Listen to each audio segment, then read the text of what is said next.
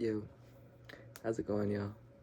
So it's super early in the morning, and I'm all pulled apart, and I'm making this video to essentially, like, I don't know, to put my fucking body back together, as well as, like, I guess, hopefully share some tips for anybody that goes through, that has been through or is going through situations where their energetic body gets devoured, pulled apart, eaten, consumed, whatever you want to say, while they're asleep and like all day and all this shit. If you use a fucking colony and all this. Yo, for all my fellow colonies out there who have been colonized, my heart goes out to you. It's, so, yeah, some things that are good for trying to get you back in your body, get you grounded. First of all, smells like incense, coffee,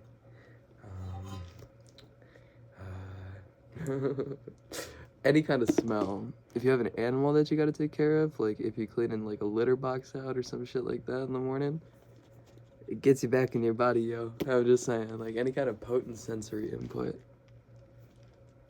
tend to get you back in your body fairly quickly. I'm gonna read real quick just a little random bit of the Upanishads. Let's see what it says. It says, strive for blissful union with the Lord. May we train our senses to serve the Lord through the practice of meditation. Great is the glory of the Lord of life, infinite, omnipresent, all-knowing. He is known by the wise who meditate and conserve their vital energy. Hear, O children of immortal bliss. You are born to be united with the Lord. Follow the path of the illuminated ones and be united with the Lord of life. Kindle the fire of Kundalini deep in meditation. Bring your mind and breath under control. Drink deep of divine love, and you will attain the unitive state. That sounds wonderful. Sounds like exactly what I'm looking for here. So, this is Kundalini, right? Let's talk about some Kundalini then. So, for those of y'all that have awakened your Kundalini, then you know that it resides at the base of the spine. And if it's already been awakened, then you can essentially invoke it. It's weird to put a word to that. I guess essentially like how you move your arm. Like if your arm is just laying at rest and you become aware that you have an arm, you know what I mean? Just like how you have a Kundalini band, you can move it. Like it. If you become aware of your Kundalini and then decide to move it up, and it'll start kind of, it's like a donut. And like, yeah, it's hard to describe. Here, I can draw a little chart, dude. Here, check it.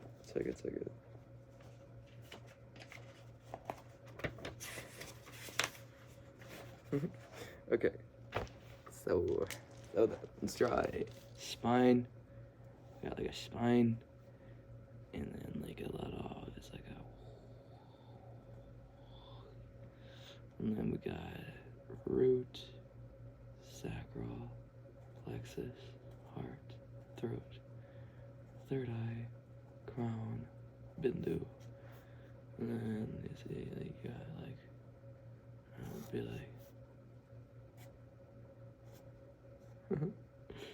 like, ladies, like, yeah, okay, so, yeah, okay.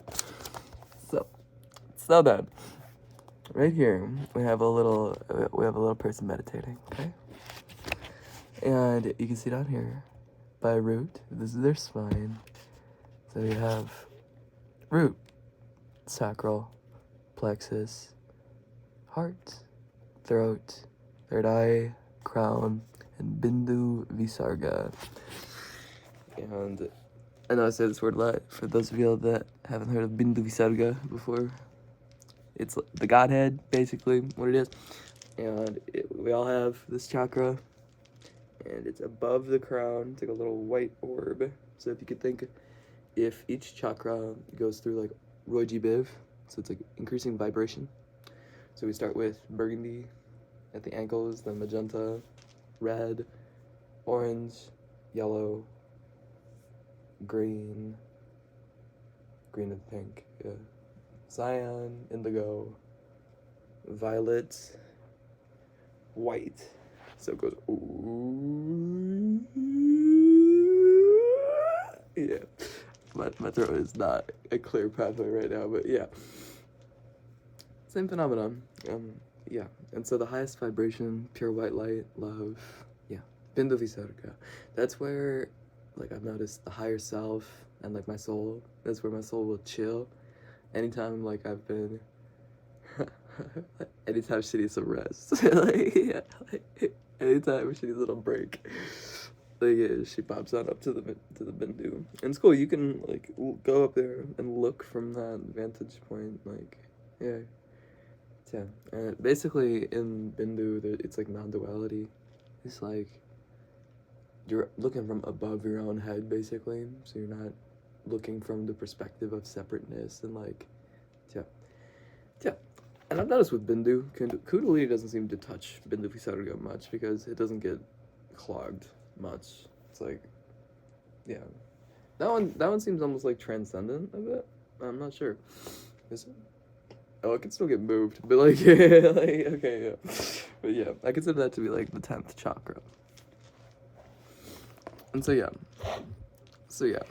at the base of the spine, right here, we have a little coiled up snake, yeah? And that coiled up snake is not quite a chakra. It kind of chills right in between the sacral and the root, like right along your spine. I have no idea, like, exactly. I don't think there's any concrete, definitive way to awaken Kundalini if it hasn't been awoken in you yet. However, I would imagine that, like, just kind of becoming aware of it would go a long way. I don't know. I have no idea. All I know is that it's there, and it'd be doing a cool thing. So Kundalini, essentially how it works. And this is why I've been trying to like focus on Kundalini yoga as much as I can during this whole shebang, but it's been tricky. It's been tricky as fuck. So essentially what it does, as it goes up, as it ascends your spine, once it uncurls like a fire snake, what it does is each chakra, it will, if someone has replaced your chakra with one of theirs, or if, it will pop the old one, whatever the imposter chakra is, it'll squeeze that one out, and it'll bring your proper, like, birth chakra back, the one that has your DNA in it, and it will essentially, like, begin to burn out stuck trauma, stuck energy, stuck anything that's stopping it from being able to spin properly. As it goes up, it burns away ego. Is the term that I was looking for there. It burns away ego.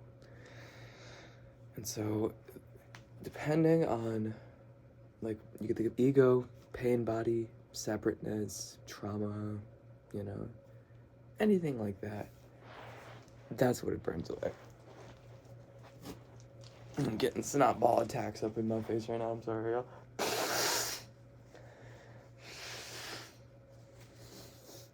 And yeah, so it's cool. And once you get Kundalini all the way around, once you can get it through each chakra along your back, getting it along the back gets rid of any, like, harbingers, any, like, fucking stowaways up in your back and shit. It'll burn that off.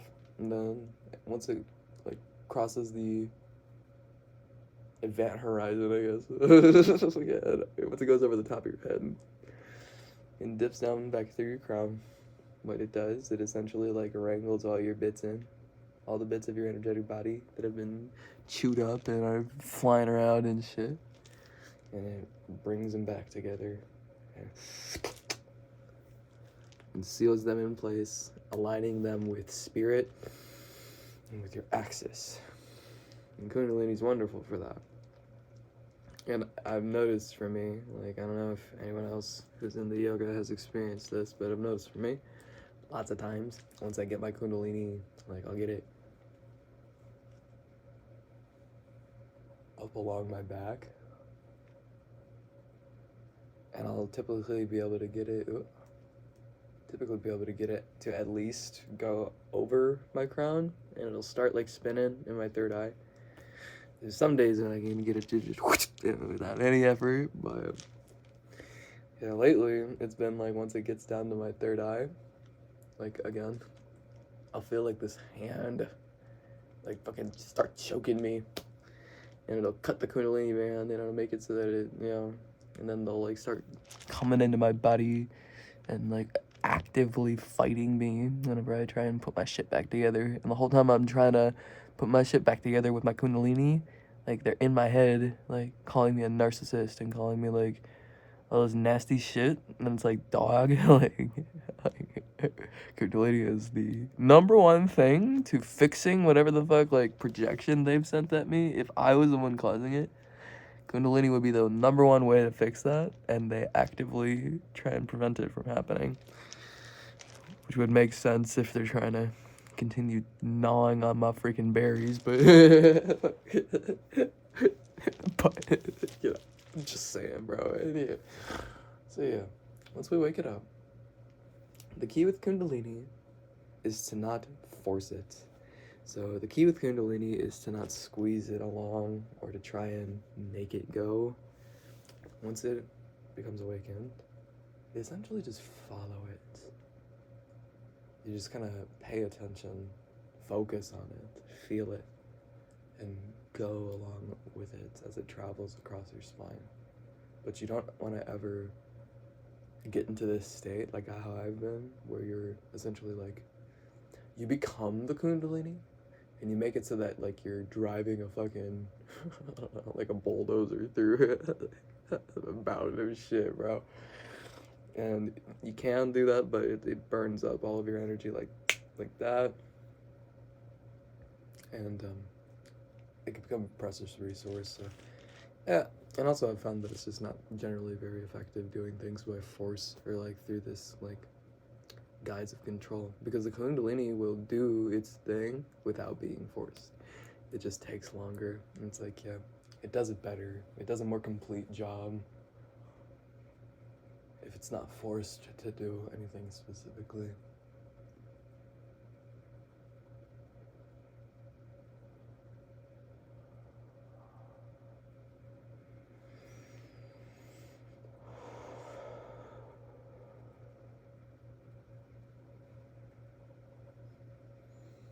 And yeah, essentially what it does is it like anything that's separating your body from your true self, the void behind you, you know what I mean, like the being, yeah, it basically gets rid of all the division. It like pulls your body taut with this true self. Like it's the best way of describing it. Essentially burning off ego is what it's doing there.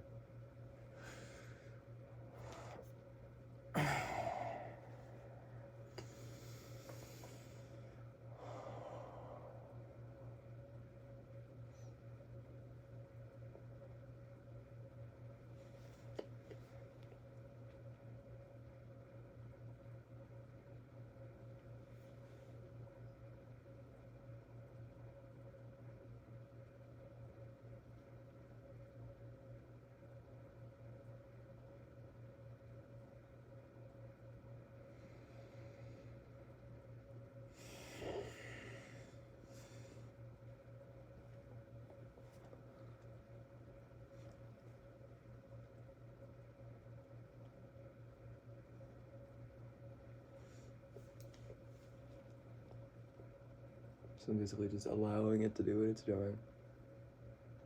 There's something that's like resisting actively. It's like latched on to my thyroid area, like my lower throat. I'm trying to shake it off, essentially.